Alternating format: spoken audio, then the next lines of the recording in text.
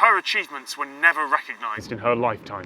In 1942, penniless and forgotten, she died of polio. She couldn't protect herself from viruses, but you can protect your computer by using a VPN. Okay, look, I just want to say, I do not want to start drama with people who take sponsorships from VPN companies. With a VPN, all the data you send and receive goes through an encrypted tunnel, so no one can see it. Without a VPN, every time you connect to free Wi-Fi in a hotel or a cafe, you're risking people stealing your passwords, your banking details, and your private data. That's not true. You've probably seen the adverts at the end of every educational channel's videos, and look, it's just that I do this sort of computer security stuff. I am supposed to know about it and to understand it. Like, if I took a sponsorship from a boat manufacturer and then it turned out that the boats sank, that would suck. But I'm not expected to know about boats. I am expected to know about VPNs, virtual private networks, and some of the claims that VPN adverts make are wrong.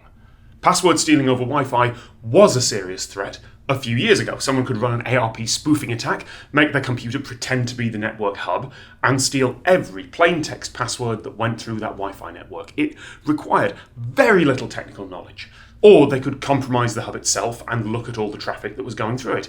But you know what else sends data through an encrypted tunnel? Every single website with a padlock in the browser, every iPhone app since 2016, every Android app since 2018, anything that sends any sort of personal data now uses a trusted encrypted tunnel, HTTPS, that padlock. And unless you're using websites or apps from the past, if anyone tries to intercept your data, it won't work. Now, people on the network can see what sites you're connecting to, so just the name of your bank, and they could see the contents of dated websites, the ones where the browser now shows not secure. But that's all. No passwords, no bank details. Those attacks don't work anymore. One VPN company even had their advert banned by the UK regulator because of those misleading claims. VPNs use military-grade encryption to keep your data safe.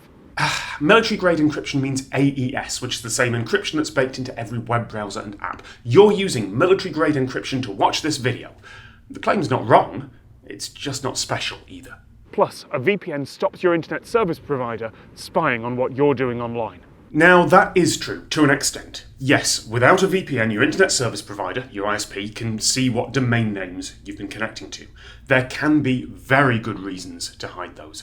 Your country may allow ISPs to sell that data to advertisers or to build up a profile on you. Maybe you are studying at a fundamentalist Christian college and you don't want the university administrators knowing that you are questioning your faith or questioning your sexuality. Some ISPs also prioritise some apps, sites and traffic types over others, and a VPN means that they can't do that. Or maybe your government is planning to introduce an ill-advised and often delayed block on adult content, and you want to work around it. That's all reasonable. Metadata does give away a lot of information. Wanting to keep that private is a fair idea. But that's not what a lot of the VPN ads are implying. They're implying that your ISP can read the content of your messages. And again, if there's a padlock in the browser or if you're using a modern app, that's not true. And if you do use a VPN, all you're doing is changing who can see that metadata. Your ISP can't anymore, but the VPN company can, because at their end of the tunnel, they have to look at that metadata to work out where to send your traffic to. But maybe that's worth it for you. And besides, a good VPN doesn't keep any logs on who you're talking to. It is a brave move for a VPN not to keep any logs, given that if it's true, their service will inevitably be used for a lot of really awful illegal stuff. Some do claim that. Some have even brought in independent auditors to try and prove that they don't keep any logs, and you can't have 100% certainty of that, but they have got as close as you reasonably can. So yes, if you are planning an assassination and your priority is absolutely covering your tracks, then sure, I guess a VPN might be worth it. But to customers, a VPN that doesn't keep logs is indistinguishable from one that's been compromised by hackers or that's been given a little government black box that they don't understand but they have to plug into their systems and not tell anyone about. Or from a VPN where a single employee has been bribed and has started logging things for just a few accounts. To be clear, I do not think any of the VPN services are a front for the FBI or Russian mobsters or some state-sponsored, plausibly deniable intelligence operation. Genuinely, they are almost certainly not, and I do not want to scaremonger. Any company that was found to be logging stuff without permission would be bankrupt soon after. It would be a very, very bad business decision. And the enormous amount of money that VPN companies suddenly have probably comes from over-enthusiastic venture capital firms. Actually, almost certainly comes from them. But if you wanted to see what the most paranoid, security-conscious people are connecting to, and you wanted to install software on their systems that is designed to read all their network traffic and then redirect it to a single choke point, then setting up a VPN service with a huge advertising budget would be a great way to do it. And if you use a VPN, you can connect to streaming services around the world as if you were in those countries. And that's the real reason a lot of people use VPNs. I go to China or somewhere else that blocks off access to a lot of websites. That's a fair reason. Do you want to watch another country's streaming content or download just enormous amounts of BitTorrents without being tracked? Those are valid uses of VPNs, even if they are legally questionable. It's just that great for pirating stuff and getting around the law is the sort of marketing that gets a company in trouble, and we stop bad people stealing your passwords is the sort of marketing that scares people into buying something that they might not need.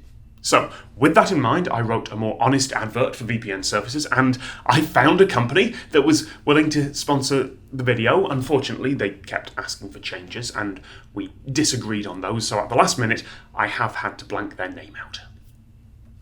Do you want to hide your sexuality from your college administrators? Do you want to download huge amounts of pirated content with an extremely low, but not zero risk of being found out?